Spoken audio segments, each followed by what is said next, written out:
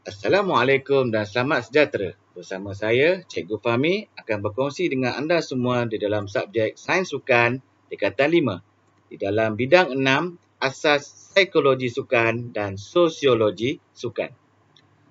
Pada kali ini akan dibincangkan tentang unit 6.1 iaitu Asas Psikologi dalam Sukan. Pada akhir bab ini, murid akan dapat menjelaskan tentang psikologi sukan, dapat menerangkan peranan dan etika psikologis sukan serta bidang kepakarannya dan dapat menghuraikan interaksi antara emosi, kognitif dan fizikal terhadap prestasi atlet. Okey, ini gambar antara sukan yang memerlukan psikologi yang tinggi iaitu acara memanah. Psikologi sukan merupakan satu subdisiplin dalam sains sukan yang semakin mendapat perhatian dalam kalangan atlet, jurulatih dan pentadbir sukan. Psikologis sukan merupakan individu yang terlibat secara langsung dalam kejohanan sukan di pelbagai peringkat, terutama peringkat antarabangsa seperti sukan Olimpik. Psikologis sukan memainkan peranan dalam membantu persiapan mental bagi mencapai prestasi optimum bagi atlet. Unit ini akan membincangkan maksud psikologi sukan, peranan dan etika psikologi sukan serta interaksi antara emosi, kognitif dan fizikal terhadap prestasi atlet. Psikologi maksudnya merujuk kepada kajian saintifik mengenai perlakuan afektif dan kognitif manusia oleh Wan tahun 1997. Sukan pula maksudnya melibatkan kemahiran fizikal dan mental yang tinggi serta mempunyai unsur pertandingan dan peraturan permainan secara spesifik. Aktiviti sukan melibatkan kekuatan, kemahiran, strategi dan peluang untuk atlet menang. Penglibatan dalam sukan akan memberikan kesan kepada peserta, penonton, organisasi sukan dan rekreasi. Baik. Maksud psikologi sukan pula, menurut pakar psikologi barat Weinberg dan Gould 2015, psikologi sukan ialah satu bidang kajian saintifik tentang tingkah laku manusia dalam sukan dan aktiviti fizikal serta aplikasi pengetahuan psikologi dalam bidang sukan. Menurut Shahruddin Abdul Aziz 2001 pula, mendefinisikan psikologi sukan sebagai satu bidang kajian saintifik tentang kesan sesuatu aktiviti terhadap tingkah laku fizikal, afektif serta kognitif mereka yang terbabit secara langsung maupun tidak langsung dengan aktiviti tersebut. Info khas, bapa psikologi sukan Amerika Syarikat dan merupakan orang pertama yang menubuhkan makmal kajian psikologi sukan di University of Illinois, maafkan saya. Okay. Griffiths banyak membuat kajian untuk membantu jurulatih bagi meningkatkan prestasi atlet. Dia adalah Coleman Robert Griffiths. Info khas yang kedua, Norman Triplett telah membuat kajian dalam bidang psikologi sukan pada 1898. Dapatan kajian beliau menunjukkan catatan masa yang diambil oleh pelumba basikal adalah lebih baik apabila bersaing dengan pelumba lain berbanding mengayuh secara solo. Peningkatan pencapaian ini adalah kesan daripada segi fasilitasi sosial. Info ketiga pula, perkataan psikologi asalnya daripada bahasa Yunani iaitu psyche yang bermaksud jiwa dan logos yang bermaksud ilmu pengetahuan. Info khas yang keempat, antara institut pengajian tinggi di Malaysia yang menawarkan kursus dalam bidang psikologi sukan adalah UPSI, USM, UITM, UKM, UTM, UMS dan UPM. Baik, peranan dan etika psikologis sukan. Psikologi sukan mengkaji secara saintifik tentang perlakuan individu dalam sukan serta mengaplikasikan ilmu dan latihan kemahiran psikologi sukan untuk membantu mencapai prestasi sukan yang diinginkan. Terdapat pelbagai bidang kerjaya yang boleh diceburi oleh psikologi sukan pada masa kini. Kerjaya dalam bidang psikologi sukan diklasifikasikan kepada beberapa bidang berdasarkan peranan utama yang dijalankan oleh mereka secara profesional. Yang pertama, pendidik. Pendidik psikologi sukan bertanggungjawab menyebarkan ilmu psikologi sukan kepada murid dan atlet.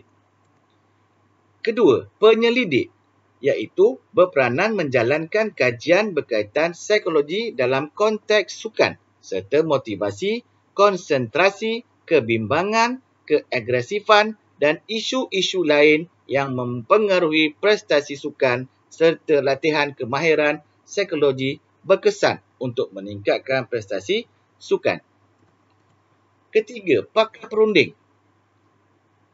Perunding psikologi sukan berperanan melatih individu yang terlibat dalam sukan untuk mempelajari pelbagai teknik kemahiran untuk mental seperti imagery dan strategi pengurusan stres serta memberi khidmat perundingan kepada atlet.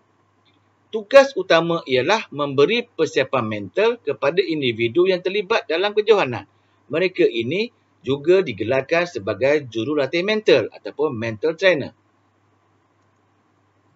Yang keempat, psikologis sukan klinikal merupakan golongan terlatih dalam bidang psikologi klinikal dan berkelayakan menjadi pakar psikologi. Tugas seorang ahli psikologi sukan klinikal ini ialah membantu menyelesaikan masalah atlet, misalnya masalah personaliti serta mental yang serius seperti kemurungan melampau dan masalah anoreksia. Etika bagi seorang psikologis. Etika ialah prinsip moral yang mengawal tingkah laku individu semasa menjalankan tugas. Menurut Cinque dan Hackford 2016, antara etika psikologi sukan yang digariskan oleh Association for Applied Sport Psychologists AASP ialah: yang pertama, competent. Yang kedua, integrity. Yang ketiga, tanggungjawab profesional dan saintifik. Yang keempat, menghormati hak dan maruah individu. Yang kelima, menjaga kebajikan atlet. Dan yang keenam, tanggungjawab sosial. Mari kita huraikan satu persatu. Yang pertama, psikologi sukan melaksanakan tugas berdasarkan kelayakan, kepakaran dan pengalaman masing-masing. Itu adalah kompetennya. Yang kedua, integriti. Ia perlu jujur, adil dan mengamalkan prinsip moral yang sangat tinggi semasa menjalankan tugas. Yang ketiga, tanggungjawab profesional dan saintifik.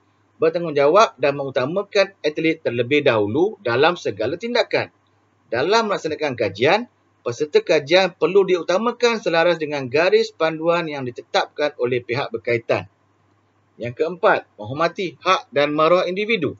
Psikologis sukan mestilah menghormati dan menjaga rahsia atau maklumat yang diberikan oleh atlet.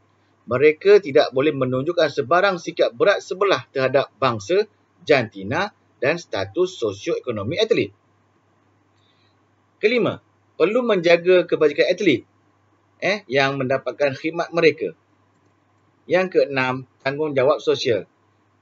Psikologis menyumbang ilmu psikologi kepada atlet dan masyarakat. Baik. Kita tengok pula bagaimana interaksi antara emosi, kognitif dan fizikal terhadap prestasi atlet. Pencapaian prestasi sukan yang optimum ialah hasil daripada interaksi beberapa komponen penting psikologi seperti emosi, kognitif dan fizikal. Atlet yang berkebolehan untuk mengawal emosi serta meningkatkan kemahiran kognitif dan fizikal berpotensi mencapai kejayaan dalam sukan yang diceburi. Dalam segi emosi, ia merujuk kepada kesan dalaman yang berlaku akibat daripada tafsiran kognitif individu. Contohnya, apabila atlet mentafsirkan perlawanan akhir sebagai suatu yang menggugat.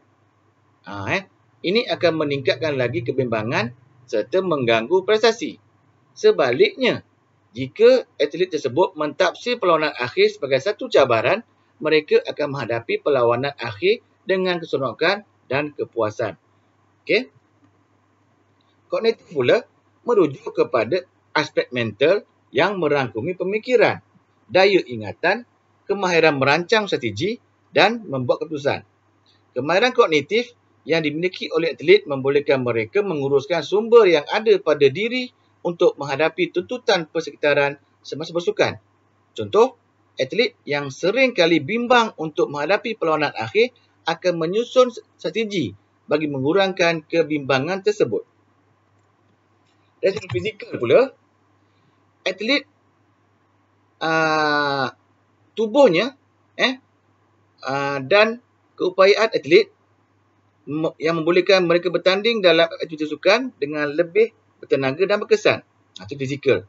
Walau bagaimanapun, kecerdasan fizikal dapat meningkatkan prestasi sukan, namun kestabilan emosi dan kemahiran kognitif yang baik sahaja adalah faktor penting dalam peningkatan prestasi sukan. Okey, kalau kita tengok gambar atlet ni, satu dunia tahu. Okey, The Pocket Rocketman perlu basikal kita. Okey, macam mana dia mengawal kognitif, mengawal emosi dan mengawal fizikal dia. Di tengah-tengah tu adalah gambar prestasi dia. Juara Kirin lah. Acara pecut basikal dalam Dewan. Tahniah kepada Azizul. Baik, mari kita lihat apakah contoh soalan yang boleh keluar dalam bab ini. Antaranya adalah yang mana dapat ditangani dengan berkesan oleh psikologi sukan. Okey, dia bagi satu 4 sini statement. Okey, pilih dan jawab. Tanya apakah peranan dan tugas oleh seorang psikologis sukan klinikal. Sama juga tanya tu. Okey, untuk struktur dan esei, biasalah jelaskan maksud, uraikan berkaitan, apakah yang mempengaruhi emosi. Sekiranya anda seorang perunding psikologi sukan, jelaskan persiapan mental. Maknanya kena buat satu jadual. Okey, itu saja. Okey, sekian daripada saya. Terima kasih. Jumpa lagi.